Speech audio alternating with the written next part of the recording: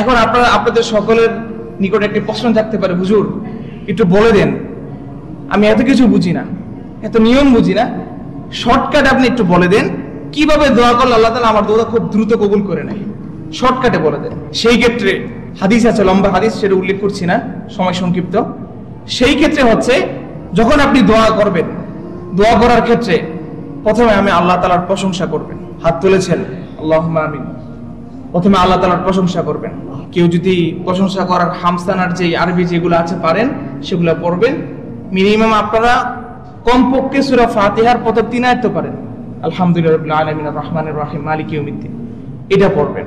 এবং আল্লাহ তাআলার যে আসমা ও সিফাত আছে এগুলা বলবেন না, আল হাইয়ু আল কাইয়ুম আল কুদ্দুস আল কারীম আল মুমিন আল মুহাইমিন, এগুলা পড়বেন। আল্লাহর প্রশংসা নিজের মতো করে নেবেন। করে এরপর রাসূলের উপর দুরূদ পাঠ করবেন, সাল্লাল্লাহু আলাইহি ওয়াসাল্লাম, আল্লাহুম্মা সাল্লি আলা নাবিয়িনা মুহাম্মদ, এগুলা যাই পারেন রাসূলের উপর দুরূদ পাঠ করবেন। দুরূদ পাঠ করে নিজের যা চাওয়া পাওয়া রবের তরে সবকিছু আপনি আর রবের তরে পেশ করবেন। পেশ করার পর, শেষ করার পূর্বে আবার আপনি দুরূদ পাঠ করবেন, আবার রবের সামান্য কিছু প্রশংসা করবেন, এরপর আপনার দোয়া শেষ করে দিবেন। এইভাবে যদি আপনি দোয়া করতে পারেন, রাসূলের অসংখ্য হাদিস দ্বারা প্রমাণিত, এইভাবে দোয়া করলে আল্লাহ তাআলা দোয়া করতে দেরি, কবুল করতে দেরি করবে না। আর একটি টিপস শিখিয়ে দিই, সেটি হচ্ছে দোয়া করার ক্ষেত্রে যদি গুরুত্বপূর্ণ কোনো দোয়া হয়, আপনার পিঠ দেওয়ালে ঠেকে গিয়েছে, আর কোনো পথ নাই রবের সাহায্য ছাড়া, সেই ক্ষেত্রে আপনার জীবনের কোনো ভালো নেক আমলের উসিলা করে দোয়া করবেন। কথা বুঝতেছেন? এটার জন্য আমি একটা হাদিস আনতেছি। সে হাদিসটা হচ্ছে বনু ইসরাইলের, বুখারীতে আসছে, মা যাকারান বানি ইসরাইল অধ্যায়। বনু ইসরাইলের 3 যুবক তারা সফরে বেরিয়েছে। বনু ইসরাইলের 3 যুবক তারা সফরে বেরিয়েছে। সফরে বেরিয়ে রাতে অত্যন্ত তুফান শুরু হয়ে গিয়েছে, বৃষ্টি শুরু হয়ে গিয়েছে। তারা আশ্রয় নেওয়ার জন্য একটি গুহাতে গিয়ে আশ্রয় নিয়েছে। গুহাতে আশ্রয় নেওয়ার ফলে গুহার উপরে প্রকাণ্ড এক বিশাল পাথরের টুকরা ছিল। বৃষ্টির পানিতে পিচ্ছিল হয়ে সেই প্রকাণ্ড বিশাল পাথরের টুকরা সেই গুহার মুখে এসে পুরো গুহার মুখ বন্ধ করে দিয়েছে। সেই বনী ইসরাইলের 3 যুবক কিন্তু সেই গুহার ভিতরে, বাইরে থেকে পাথর এসে গুহার মুখ বন্ধ করে দিয়েছে। এমন একটি সিচুয়েশন তৈরি হয়েছে, তখন তারা সকলে জেনে গিয়েছে যে তাদের জীবন আর বেশি সময় নেই, হয়তো তারা এখানে মারা যাবে, তাদের কঙ্কালটুকু পৃথিবীর কোনো মানুষ খুঁজে পাবে না, এবং যে অক্সিজেনটুকু তাদের নিকট আছে তা অচিরেই শেষ হয়ে যাবে, তারা এখানে ইন্তেকাল করবে, তাদেরকে বাঁচানোর জন্য আর পৃথিবীতে কেউ থাকবে না। তখন একজন বলল, আমাদেরকে বাঁচানোর মতো এই জায়গায় পৃথিবীতে কেউ নেই, তবে আমাদের রব আছে। সুবহানাল্লাহ বলবেন না?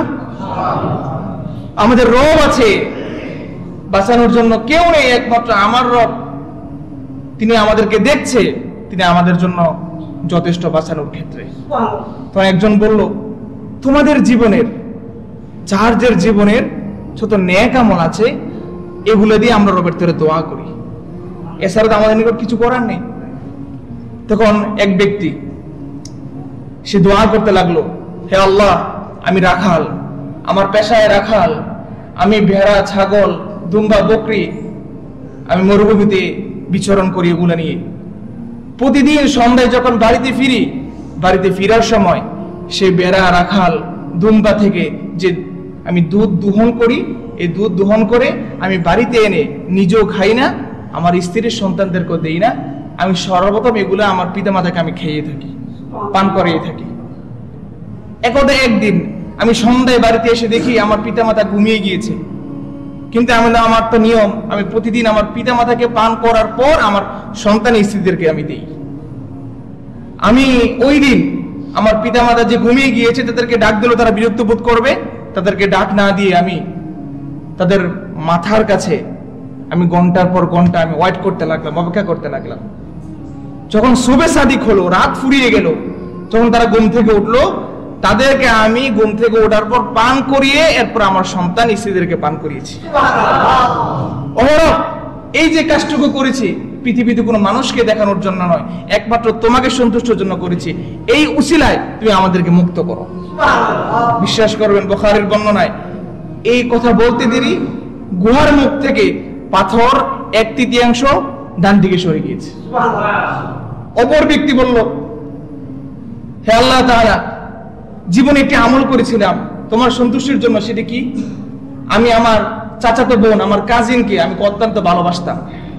একদিন তার সাথে আমি কুকর্ম করার জন্য তাকে আমি প্রস্তাব দিয়েছিলাম।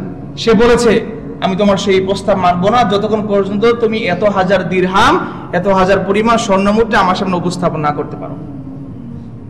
সেই দিরহাম কালেক্ট করার জন্য, সে সংগ্রহ করার জন্য লেগে গেল। সেই চাচাতো বোনের নির্ধারিত দিরহামের পরিমাণ সংখ্যা কালেক্ট করে চাচাতো বোনের সামনে উপস্থাপন করলো, করে বলল, এই নাও তোমার এত পরিমাণ স্বর্ণ মুদ্রা, আসো তুমি আমার সাথে কুকর্মে লিপ্ত হও, খারাপ কর্মে লিপ্ত হও। যখন চাচাতো বোন এই স্বর্ণ মুদ্রা থেকে রাজি হয়ে গেল, তখন তারা কুকর্ম করার জন্য গোপনে এক রুমে গেল, এক জায়গায় গেল।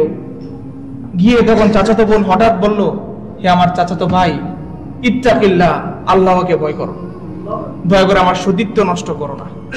এই যে চাচাতো বোন আমাকে বলেছিল ইত্তাকিল্লাহ, আল্লাহকে ভয় করো, আল্লাহ তোমার ভয়ের যে অগ্নি আমার অন্তরে সে আমার চাচাতো বোন জ্বালিয়ে দিয়েছে, সেই অগ্নি যখন জ্বালিয়ে দিয়েছে, আমি সাথে সাথে সেই কৃতকর্ম থেকে বিরত থেকে আমি চাচাতো বোনকে ছেড়ে রুম থেকে বেরিয়ে আমি তোমার সন্ধানে বের হয়ে গিয়েছি। ওই দিন যে কাজটা করেছি সেটা আমি পৃথিবীতে কোনো মানুষকে দেখানোর জন্য নয়, ওই পর্যায় থেকে ফিরে আসা একটা পুরুষ মানুষের জন্য অত্যন্ত কঠিন। আমি তারপরে সেই কাজটা করেছি একমাত্র তোমার সন্তুষ্টির জন্য। তুমি আমার সেই কাজের উসিলায়, যে আমলের উসিলায়, তোমার সেই বয়ের উসিলায় আজকে বিপদ থেকে আমাকে উদ্ধার করো। কিন্তু একজন ব্যক্তি তার পারিশ্রমিক আমি বুঝিয়ে দিতে পারি না, সে চলে গিয়েছে।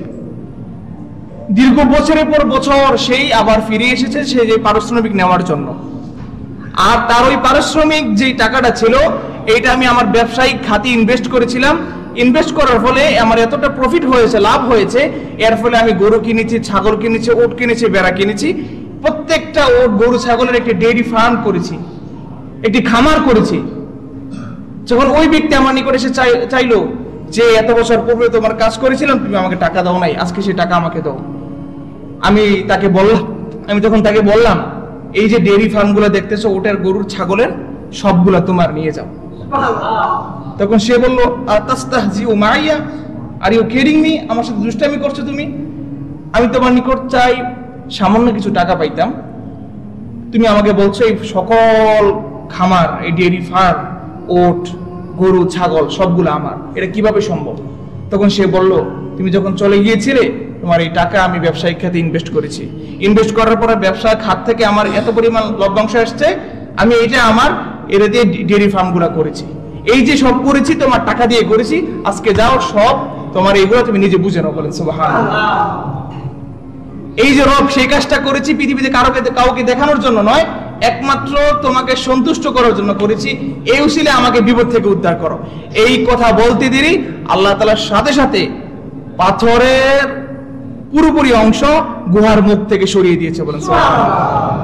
এই জন্য নেক আমলের উসিলা করে বেশি বেশি দোয়া করবেন, আল্লাহ তাআলা দোয়া কবুল করে নেবে। আল্লাহ তাআলা আমাদেরকে উত্তম আমল করার তৌফিক দান করুক। হাযা মা ইনদি ওয়াল ইলমু ইনদাল্লাহ। আসসালামু আলাইকুম ওয়া রাহমাতুল্লাহি ওয়া বারাকাতুহু।